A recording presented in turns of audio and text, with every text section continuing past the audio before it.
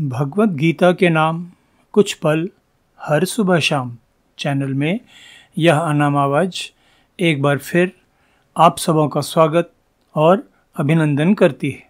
साथियों, आज आप सबों के बीच प्रस्तुत कर रहा हूँ भगवत गीता चतुर्थ अध्याय का 26वां श्लोक। श्रोत्रादीनि इंद्रियाणि अन्ये संयमाग्निषु जुह्वति शब्दादीन विषयान अन्ये इंद्रियाग्निषु जुह्वति। इस श्लोक का सरल शाब्दिक अर्थ इस प्रकार है। अन्य योगी जन श्रोत्र अर्थात श्रवण करने या सुनने वाली इत्यादि समस्त इंद्रियों को संयम रूप अग्नियों में हवन करते हैं और दूसरे योगी लोग शब्द आदि समस्त विषयों को इंद्रिय रूप अग्नियों में हवन किया करते हैं। साथियों, भगवत गीता चतुर्थ अध्याय के इस श्लोक में योगेश्वर श्री कृष्ण यज्ञ और हवन शब्दों के अर्थ को एक नया आयाम और अधिक विस्तार देते हुए इंद्रियों के तथा उनके विषयों के संयम को भी एक प्रकार के हवन यज्ञ के रूप में ही प्रस्तुत कर रहे हैं। हम जगजीवों के लिए साधारण अर्थ में यज्ञ और हवन का अर्थ पवित्र अग्नि प्रज्वलित कर वेद पाठ अथवा किसी अन्य मंत्र पाठ सहित उस प्रज्वलित अग्नि में घी तथा समिधा एवं अन्य हवन सामग्रियों की आहुति प्रदान करना ही होता है। और साधारणतया इस प्रकार संपन्न किए गए यज्ञ लौकिक या सांसारिक लाभ प्राप्त करने के ही उद्देश्य से किए जाते हैं। किंतु भगवत गीता के इस श्लोक में योगेश्वर श्री कृष्ण यज्ञ हवन को अर्जुन के समक्ष एक नए स्वरूप में एक विस्तारित अर्थ में प्रस्तुत कर रहे हैं, जिसमें हवन यज्ञ का अर्थ आत्मनियंत्रित त्याग के रूप में हमारे सामने आता है। प्रिय वस्तुओं का किसी उच्च ध्येय की प्राप्ति के लिए त्याग करना भी योगेश्वर श्री कृष्ण के अनुसार एक प्रकार का यज्ञ ही है तथा अनेक योगी जन इस प्रकार के यज्ञ के द्वारा आत्म उत्थान आत्मोन्नति का प्रयास करते हैं। तो आइए हम सब इस आत्मनियंत्रित त्याग रूपी यज्ञ को थोड़े विस्तार से समझने का प्रयास करें, क्योंकि हम संसारी जगजीवों के लिए हवन यज्ञ के इस स्वरूप को समझ लेना बहुत लाभकारी तथा कल्याणकारी होगा।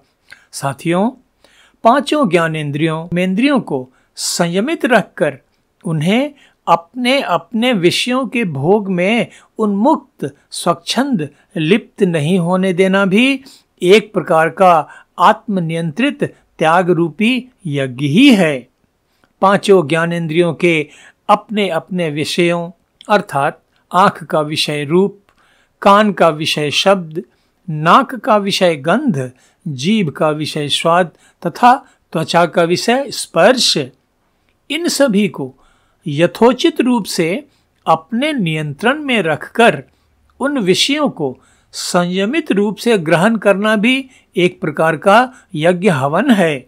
इंद्रियों को उनके विषयों में अनियंत्रित रूप में लिप्त होने देने से रोककर योग साधना के द्वारा इनके विषयों का संयमित रूप में उपभोग करना, यह भी एक प्रकार का हवन यज्ञ है। तो भगवत गीता के इस श्लोक के पहले भाग में पहली पंक्ति में आत्म नियंत्रण का अभ्यास करने वाले योगी जनों द्वारा किए जाने वाले प्रतीकात्मक हवन यज्ञ का संकेत निहित है। ऐसे योगी जन महर्षि पतंजलि प्रणीत अष्टांग योग के 5वें चरण प्रत्याहार का अभ्यास करते हैं। साथियों, प्रत्याहार का अर्थ है अपने अपने विषयों में स्वाभाविक रूप से विचरने वाली इंद्रियों को बलपूर्वक उन विषयों में लिप्त होने से रोकना, संयमित करना, जो एक प्रकार से हठयोग की क्रिया है। तो आत्मनियंत्रण रूपी त्याग का अभ्यास करने वाले योगी अपनी चेतना को, अपनी प्राण शक्ति को दृष्टि संबंधी, श्रवण संबंधी, गंध संबंधी, स्वाद संबंधी तथा स्पर्श संबंधी स्नायु केंद्रियों से प्रत्याहत कर लेता है, वापस लौटा लेता है, क्योंकि इंद्रिय विषयों के अनियंत्रित आकर्षण मनुष्य के लिए अनेकों प्रकार की अशांति, दुखों का कारण बन जाते हैं, उसे हमेशा विचलित रखते हैं। तो इस प्रकार योगी अपने सभी ज्ञानेंद्रियों की संवेदी अनुभूतियों को आत्म संयम रूपी अग्नि में आहुति के रूप में प्रदान कर देते हैं, जो यज्ञेश्वर श्री कृष्ण के अनुसार एक प्रकार का हवन यज्ञ है। प्रत्याहार अभ्यास की सफलता के बाद योगी क्रमशः धारणा तथा ध्यान की उच्च स्थितियों से होता हुआ समाधि की उच्चतम स्थिति प्राप्त कर लेता है। इस प्रकार योगी इंद्रियों के संयम रूपी यज्ञ के द्वारा अपने मन को पांचों ज्ञानेंद्रियों के रस भोग रूपी द्वंद्व से पूरी तरह मुक्त कर परमानंद की दिव्य स्थिति प्राप्त कर लेता है। साथियों, भगवद गीता चतुर्थ अध्याय के इस श्लोक की पहली पंक्ति में एक प्रकार से हठयोग का संकेत निहित है, और वहीं इसकी दूसरी पंक्ति में योगेश्वर श्री कृष्ण अर्जुन को भक्ति योग का संकेत कर रहे हैं। श्लोक की पहली पंक्ति में मनुष्य के इंद्रियों के विषयों के अधीन रहने पर नियंत्रण का संकेत निहित है, जबकि दूसरी पंक्ति में इंद्रियों को अपने अधीन, अपने नियंत्रण में रखकर उनके विषयों को ईश्वरोन्मुख बनाकर उनका सात्विक रूप से उपभोग करने, जैसे कानों से मधुर भक्ति संगीत सुनना, आँखों से परमेश्वर की दिव्य छवियों को देखना, सद्ग्रंथों का पठन पाठन करना इत्यादि का संकेत निहित है, जो अपेक्षाकृत अधिक आसान भी है और सरल भी है। साथियों, अनुशासित आत्मनियंत्रित जीवन जीने वाले लोगों के जीवन में सीमित साधनों में भी सुख शांति होती है। तो अनायास याद हो आती है संत कबीर की वाणी, साईं इतना दीजिए जामे कुटुंब समाए, मैं भी भूखा ना रहूं साधु न भूखा जाए। इस दोहे में इसी आत्मनियंत्रित अनुशासित जीवन का ही तो संकेत है। स्वयं योगेश्वर श्री कृष्ण ने अभी इसी अध्याय के पिछले श्लोक में इसी ओर संकेत करते हुए उपदेश किया था, यदिच्छा लाभ संतुष्टो द्वंद्वातीतो विमत्सरः समः सिद्धौ वा असिद्धौ च कृत्वापि न निबध्यते। तो इंद्रियों को संयम के द्वारा अपने अधीन कर उनके विषयों को ईश्वरोन्मुख कर उनका सात्विक रूप से उपभोग करने के संबंध में मेरे परम आराध्य ब्रह्मज्ञानी सद्गुरुदेव सदाफल देव जी महाराज ने भी स्वरवेद में यही कहा, इंद्रिय मन वाणी अशन संत संयमी होय, अटल नियम दृढ़ संत का दृढ़ प्रतिज्ञ पर सोय।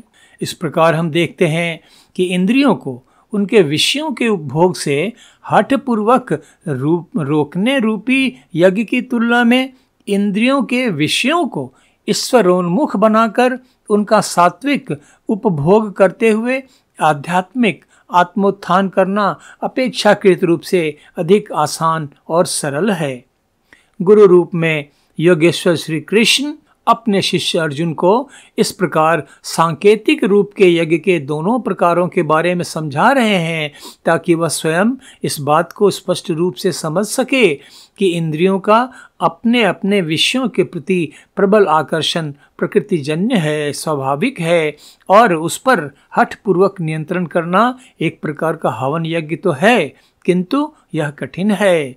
इसकी तुलना में इंद्रियों के विषयों को सात्विक ईश्वरोन्मुखी बनाकर भक्ति भाव से एक प्रकार से इंद्रियों पर नियंत्रण स्थापित करना तथा विषयों का सांसारिक स्वरूप बदलकर उन्हें ईश्वरीय स्वरूप प्रदान करने रूपी हवन यज्ञ अपेक्षाकृत आसान है। आज का एपिसोड अब यहीं समाप्त करते हैं। भगवद गीता चतुर्थ अध्याय के अगले श्लोक के अर्थ तथा व्याख्या के साथ कल फिर आप सबों के बीच उपस्थित होऊंगा। तब तक आप सबों के लिए अशेष मंगल कामनाएं। धन्यवाद। नमस्कार।